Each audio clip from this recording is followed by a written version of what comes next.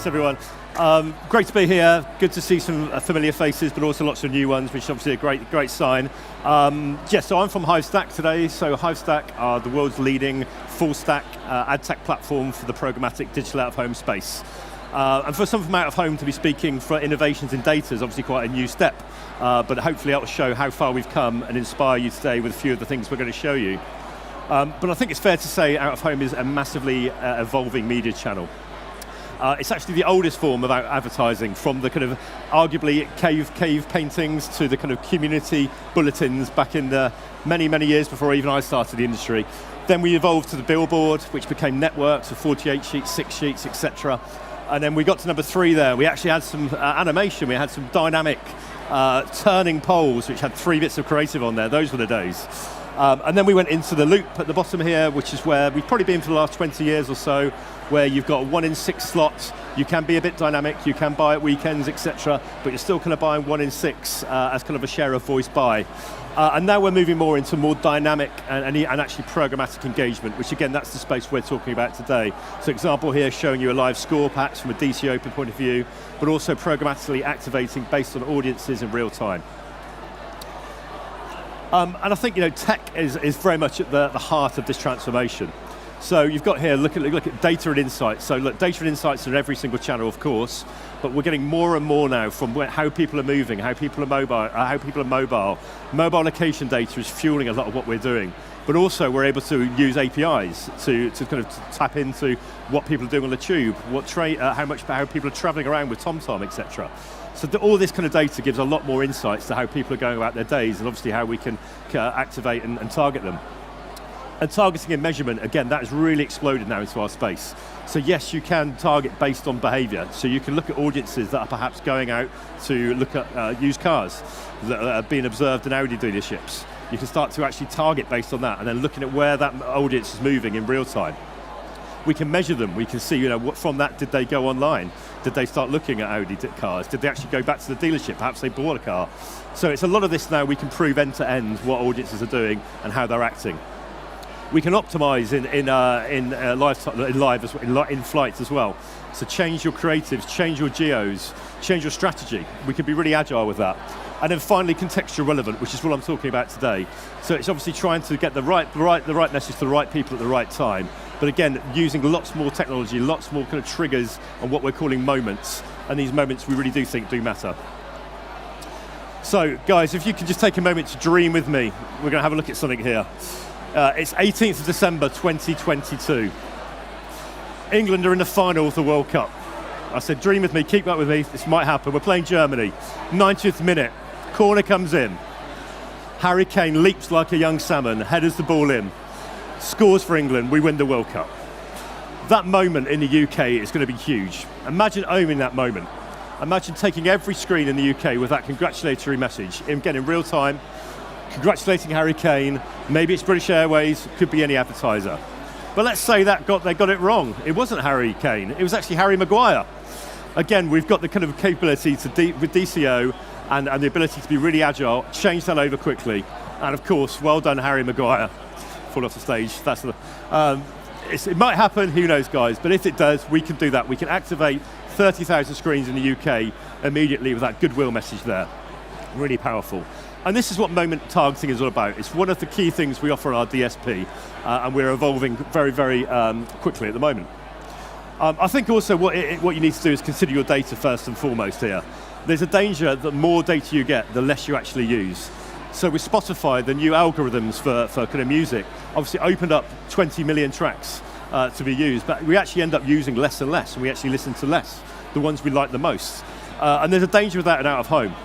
There's a danger of just relying on weather triggers, just relying on temperature, maybe pollen as well. But what we want to use is genuine business intelligence. So it's not such a linear activation. So we're using these kind of bits of it, snippets as we go in real time there as well. But weather and temperature is perhaps the most common offender. So weather's an example here, but actually the research shows that actually when you get to 25 degrees, people are buying more and more ice creams. It's hot, we get it. But when you get to 25 degrees, that actually starts to decline.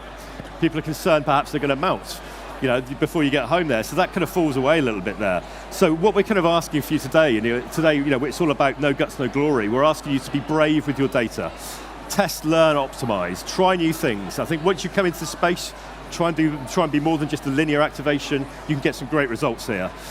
There's estimated that $3 trillion worth of business is affected by the impact, by the weather, sorry. And only 5% of activations utilize weather. So, there's a lot more things we can do with weather and beyond. This, again, I don't know if you guys are familiar with this. This is research based on the profit of 1%. So weather affects everyone's mind and behavior. So today, gloriously sunny day, hopefully we're all feeling positive. But obviously that has a knock-on effect to retail. Therefore, it has a knock-on effect to advertisers and marketing. And we have the ability to capitalize on that. So again, it's some examples here. When the temperature goes up 1 degree, of course, things like sun care is going to go up. But also, do you know that gym memberships start to go up as well? People start thinking about, the beaches and the holidays. Canadian research proves that people are willing to pay more for their gym memberships as the temperature goes up. Again, it's contextually relevant. It becomes more of an issue there. Conversely, when it's colder, yes, of course, people are going to have soup. They're going to have soup. They want something nourishing, warm to eat. 25% increase in mousetraps, would you believe?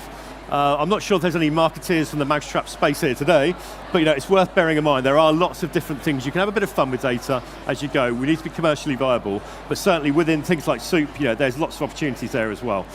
In fact, Campbell's Soup, they did a study with the misery index in America and actually started to impact how they acted on radio. So again, there's lots of things we can do in and around weather.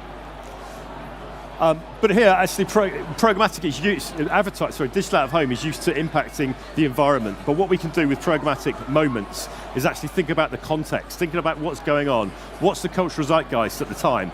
A few examples here, I'm just going to pick a couple. So the top left and the bottom right, that is one moment in time.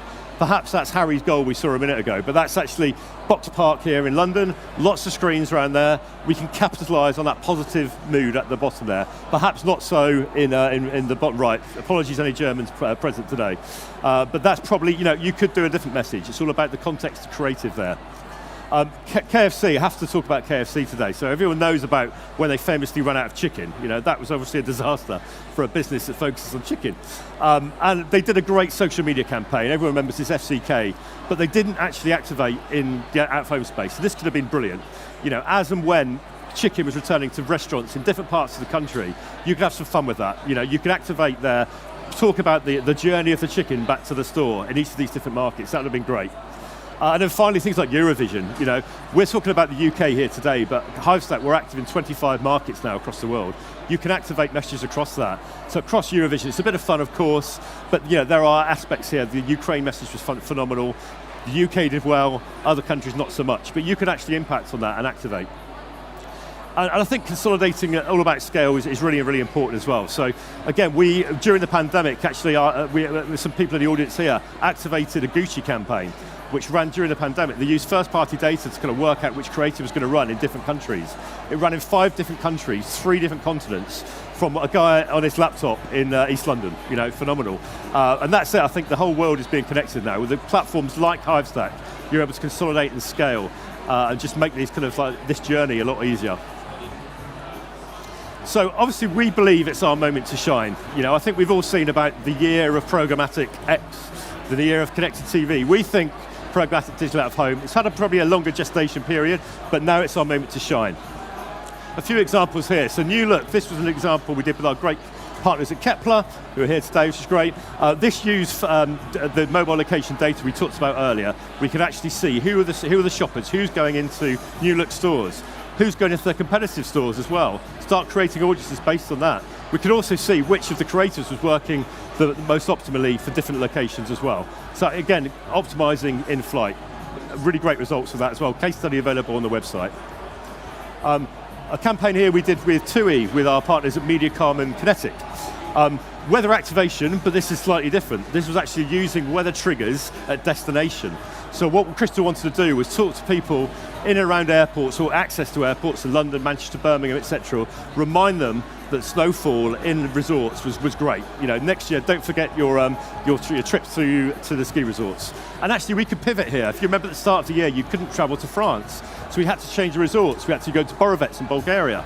But this is great. You see an ad on Tottenham Court Road talking about weather 1,500 miles away. Awesome stuff.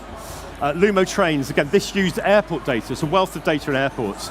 Use that to start communicating when there was a high density of domestic flights in and around airports to remind them of the sustainability of rail travel. So again, great work from Kinetic and Mediacom here. So we think there's more moments to come, and again, we're really proud to work with the team at Flux who are here today. Flux are experts in both DCO, so dynamic creative optimization, and DMO as well, dynamic media optimization, talking about the moments we're talking about here. It's a great partnership. They're the experts, we believe we're the experts, and together we're doing some great things. Huge amount of opportunities here, various verticals. Just an example, for example, the common cold. The guys know when it's likely to have a common cold. So if 72 hours, the weather drops consistently, humidity rises, the chance of having a common cold rise as well. So LEMSIP, etc., great opportunity there. Airports, again, abundance of data you've got there. So perhaps it's talking in the language for a particular arrival into the UK. Or, unfortunately, if flights are delayed, trying to get shoppers to go to, whether it's duty-free or other retailers, to spend the money whilst they're there. Loads of opportunities in retail. You can talk about the closest store, you can direct people to that. You can also actually find out, if you connect to their API, their stock levels, we can find out which ranges are selling quicker in different places. Again, be brave with your data. Start talking about different stores, different genres, and again, making that as personal as possible for the location. And finally, kind of entertainment. That entertainment genre is really important as well. So, be this films, you can start talking about the closest films that are being shown at a certain time. You can also find out about a certain genre of music that people like and start talking to them about that in proximity to where certain gigs are going on for house music, for reggae, for wherever it might be. Lots of stuff you can do there. Or you can actually just tap into the sales of tickets at cinemas. And again, when the cinemas ticket sales are low, start putting those ads out to drive, get on bums on seats at cinemas. Finally, last couple of slides here. So this is a really, really exciting development that we're pleased to talk about. So social listening and social sentiment. This is kind of aggregating behaviour and what people are talking about online and then activating against that. Are North London talking positively about travel again? Are they talking more cautiously about that? Let's capitalise on that. Is the mood positive, negative? Is happiness there? Is it fear? Whatever it might be. We can aggregate that. That's really powerful. That's blending, obviously, social, mobile perhaps, and out of home. Really, really, this is fresh out of the box. So please shout to myself or the guys from Flux if you want any more information on this, but really exciting. And I think I'm just about on time. I'm looking at getting a nod here. So look, we've shared quite a lot of stuff here today. There's so much you can talk about. I've spoken as quickly as I can, but we would love to be challenged. If you've got any more ideas, any verticals, any data sets, anything you want to challenge us with, how we could activate that out of home, my email address is here. Fire that through. The most challenging one, I think in 24 hours, we want to come back with a solution, let you guys know about it, and we'll put that out on social as well. So that's it there, really. So I think moments do matter. I've been Lee Cutter. Thank you very much. Thanks, Lee.